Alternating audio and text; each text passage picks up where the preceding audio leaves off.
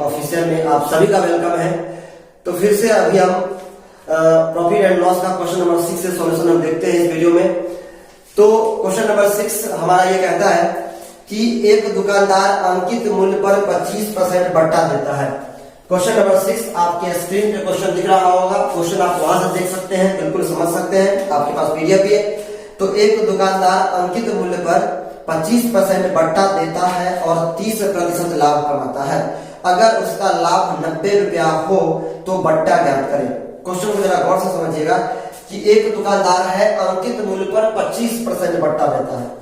तो सबसे पहले तो 25% बराबर 1/4। क्लियर, इतना बात तो मुझे आता है। और लाभ कितना कमाता है? 30% का लाभ कमाता है। ये लाभ कमाता है और ये डिस्काउंट देता है। 30% का मतलब होता है 3/10। तो 3 चीज होता है, सीपी, एसपी और एमआरपी। प्रॉफिट लॉस के केस में जब प्रॉफिट लॉस चैप्टर में जाते हैं तो ये 3 चीजों का अहम रोल है, सीपी, एसपी और एमआरपी।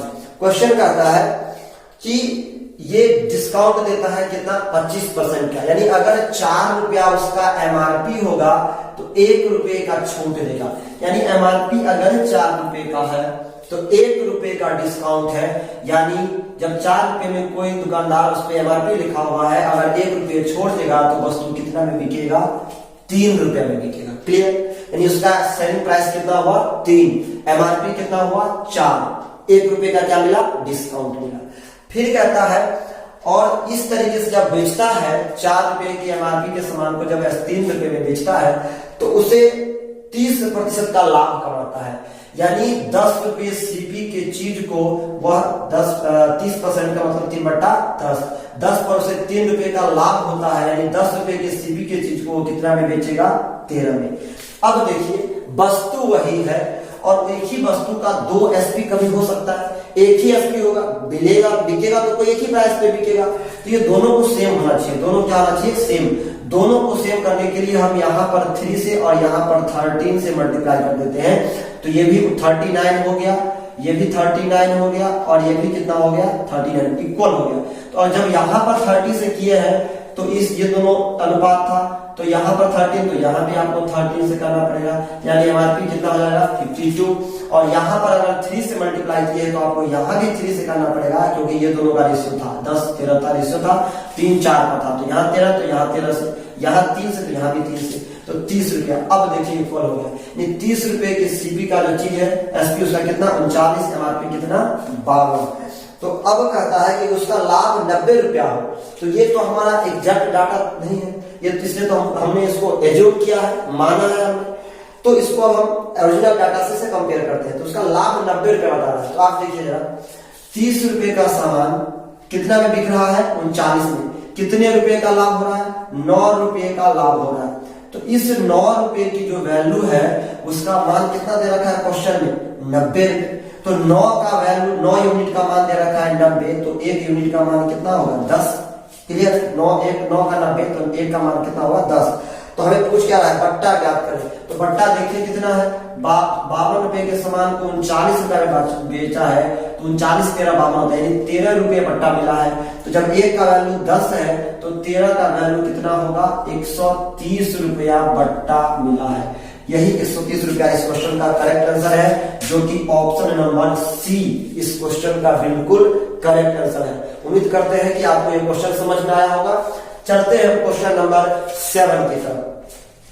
क्वेश्चन नंबर 7 की तरफ चलते हैं। बहुत ही आसान क्वेश्चन, बहुत ही सिंपल। क्वेश्चन नंबर 7 देखते हैं क्या कहता है। क्वेश्चन नंबर 7 कहता है कि एक दुकानदार को अपनी वस्तुओं की कीमत क्रय मूल्य से कितने प्रतिशत ज्यादा अंकित करना चाहिए ताकि 20% बट्टा देकर भी वह 10% का लाभ कमाए। क्वेश्चन नंबर 7 एक बार फिर से समझिएगा। क्वेश्चन आपके स्क्रीन पे है। एक कोई दुकानदार है, वह अपनी वस्तु की कीमत क्रय मूल्य से कितने प्रतिशत ज्यादा अंकित करना चाहिए ताकि 20% छूट दे फिर भी 10% का लाभ कमा ले। ये क्वेश्चन रिपीट हो गया है, इससे पहले भी हमने क्वेश्चन को किया है इस शीट में, कि हमने बताया था कि अगर 20% बट्टा देता है तो 100 में से अगर हम 20 घटा देंगे तो यह 80 उसका क्या हो जाएगा? सीपी हो जाएगा।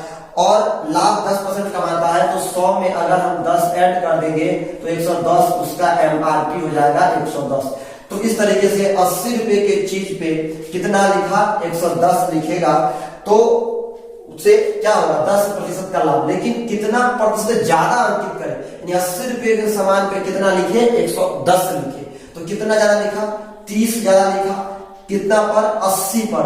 तो 30 0 से 0 कटा और 3/8 का मान तो हम जानते हैं 37.5% होता है। तो ये इस तरीके से 37.5% ज्यादा उसे लिखना पड़ेगा। कहते कितना परसेंट ज्यादा अंकित करें, तो 37.5%, जो कि इस क्वेश्चन का बी नंबर बिल्कुल करेक्ट आंसर है। उम्मीद करते हैं क्वेश्चन समझ में आया होगा। क्वेश्चन नंबर 8 की तरफ हम चलते हैं। क्वेश्चन नंबर 8, क्वेश्चन नंबर 8 कहता है, समझेंगे क्वेश्चन को गौर से। क्वेश्चन आपके स्क्रीन पे है कि एक वस्तु के क्रय मूल्य का 170% लाभ होता है यदि क्रय मूल्य में 20% की वृद्धि होती है, लेकिन विक्रय मूल्य समान रहता है, तो लाभ प्रतिशत ज्ञात करें। यहां समझिए क्वेश्चन कि क्रय मूल्य का 170% लाभ होता है। 170% मतलब कि आप जैसे कि आपने पता होगा कि अगर हमें 110% लाभ होता है तो हम कहते हैं कि 100 रुपए का सामान 110 का बिका होगा। अगर 20% का लाभ होता है तो हम कहते हैं 100 रुपए का सामान 120 का बिका होगा। क्लियर? तो इस तरीके से अगर हम यहाँ देखें तो यहाँ पर क्या कह रहा है क्वेश्चन कि 170% का लाभ होता है। इसका मतलब ये हुआ कि 100 रुपए सीपी वाली वस्तु 270 रुपए की बिकी होगी, हो गई एसपी, क्योंकि 70 रुपए यहाँ पर 170 रुपए यहाँ पर क्या होगा, फायदा हो। 100 रुपए अगर हम सीपी मानते हैं, 170% का लाभ हुआ, यानी एसपी कितना हुआ 270। और कहता है कि क्रय मूल्य में वृद्धि हुई है। वो व्यक्ति जो खरीद के लाता था वो 20% अब बढ़ गया उसका सीपी, तो सीपी कितना हो गया 120 हो गया। और एसपी उसका वही है, एसपी में कोई वृद्धि नहीं हुई है। तो अब कितना प्रॉफिट होगा, देखिए 150 रुपए का जब घटाएंगे तो 150 रुपए का प्रॉफिट होगा कितना पे, 120 पे। ठीक है, 150 रुपए का प्रॉफिट होगा 120 पे। अब हम इसका परसेंटेज निकालेंगे, 100 से करेंगे, ऐसे कट जाएगा। 3 से काट सकते हैं, 3 चौके 12 और 50 दिया 150, फिर कट जाएगा। 2 से 2 दूनी 4, 5 दूनी 10, 2 से 25। इस तरीके से 125% प्रॉफिट। तो लाभ प्रतिशत कितना होगा, 125% लाभ अभी भी होगा, जो कि इस क्वेश्चन का ऑप्शन नंबर डी बिल्कुल करेक्ट आंसर है। उम्मीद करते हैं क्वेश्चन आपको समझ में आया होगा। बहुत ही आसान क्वेश्चन था। चलते हैं क्वेश्चन नंबर 9 की तरफ। ये भी क्वेश्चन जो अभी हमने किया है, क्वेश्चन नंबर 8, ये सीजीएल 2017 प्री का क्वेश्चन है। सीजीएल आया हुआ क्वेश्चन है, सीजीएल 2017 में प्री में। क्लियर? तो चलिए हम चलते हैं क्वेश्चन नंबर 9 की तरफ। क्वेश्चन नंबर 9 भी आपका सीजीएल प्री में आया हुआ ही क्वेश्चन है। सब पेपर का आया हुआ क्वेश्चन, देखिए कितना सिंपल क्वेश्चन आया हुआ है। सेकंड भी नहीं लगना, विद इन अ सेकंड हम इस क्वेश्चन को सॉल्व कर सकते हैं। क्वेश्चन नंबर 9 कहता है कि 34% की छूट के बाद एक वस्तु को 3168 रुपए में बेचा गया, तो वस्तु का अंकित मूल्य क्या था। देखिए कोई भी चीज अपने आप में 100% होता है, तो उसका एमआरपी भी कितना रहा होगा, 100% एमआरपी रहा होगा। उस 100% में से उसने 34% छोड़ दिया, 34% की छूट दे दी, बट्टा दे दी, तो कितने में बेची होगी, जरा आप इसको देखें तो 66% में बेची होगी। कितने परसेंट में बेची होगी, 66% में। क्वेश्चन ये भी आपका सीजीएल प्री 2017 में आया हुआ है, सीजीएल प्री 2017 में आया हुआ। तो 66%, देखिए 100% एमआरपी था, 34% में उसने छोड़ दिया, 66% में बेचा। और बेचा कितना में, एक्चुअल वैल्यू कितना है 3168। तो अगर आप ऑप्शन देखें तो इस क्वेश्चन को 47, 50 ए नंबर ऑप्शन है, ऑप्शन नंबर बी 4800 है। ऑप्शन से इस क्वेश्चन को आराम से कर सकते हैं। 4850 है और डी नंबर ऑप्शन है 50,000, 50,000, ठीक, सॉरी 5,000। अब जरा देखिए तो 66% की वैल्यू, अब हम इसे काटने जाएंगे, वैसे तो हम देख रहे हैं कि कटेगा।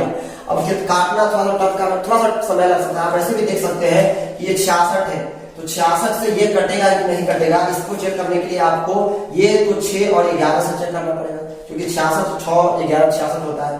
तो जरा आप इसको देखें तो ये देखिए ये और 2 और यानी इसको हम तोड़ेंगे तो 2 11 और कितना आएगा, 2 3 और 11 आएगा। यानी इसका अगर हम चेक करेंगे कटेगा तो 2 से ऑलरेडी कट रहा है, 3 से देखें तो 8 से 14 15 18, 3 से भी कटेगा, और 11 से देखें तो 11 से कैसे चेक करते हैं, यानी 8 और 1 9 और 6 3 9, एक छोड़ छोड़ करके उसे हम घटा कर देखेंगे। जैसे कि 8 1 9 हुआ और 6 3 9 हुआ, इसको घटाएंगे। अगर 0 या 11 का मल्टीपल होता है तो 11 से कटता है, ठीक है। तो इस तरीके से ये कुछ 11 से कटेगा, बिल्कुल कटेगा। और जब ये 66 से कटेगा, और जब ये 66 से कटेगा, इसका मतलब है कि आंसर जब पूरा पूरा कट जाएगा तो हमें कितना का मान चाहिए, 100% का एमआरपी पूछ रहा है। तो जब पूरा पूरा कैंसिल हो रहा है तो लास्ट में डबल जीरो आना चाहिए। तो डबल जीरो इसमें भी नहीं है, ये भी आंसर नहीं आ सकता, ये भी आंसर नहीं आ सकता, आएगा तो ये दोनों। अब जरा आप देखिए 66% की वैल्यू 3168 है, तो क्या उस क्वेश्चन का 100% का मान 5000 होगा? बिल्कुल नहीं, बिल्कुल नहीं, उससे कम होगा। अब जरा गौर से भी देखिए, अगर 66% देखें तो बिल्कुल इसका अगर हम 50% से गुना भी करेंगे 66 का 50 से, तो कितना आएगा, 3300 आएगा। और 3300 के आसपास अगर देखें तो 3168 कितना कम है, कितना कम है आप देख रहे हैं, 66 को 132 कम है। अगर इसमें हम जोड़ देते हैं तो ये 3300 हो जाएगा। इसका मतलब 48 इस क्वेश्चन का बिल्कुल करेक्ट आंसर है। नहीं तो आप चाहे तो डायरेक्ट काटेंगे कि 1% का मान कितना आएगा, 48, तो 100% का मान कितना आएगा, 48।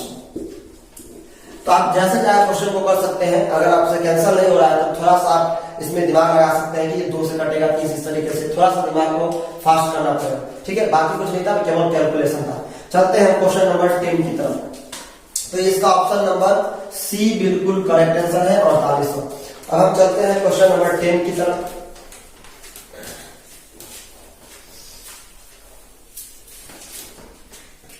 क्वेश्चन नंबर 10 बहुत ही आसान क्वेश्चन, ये भी आपका सीजीएल प्री 2017 में आया हुआ है।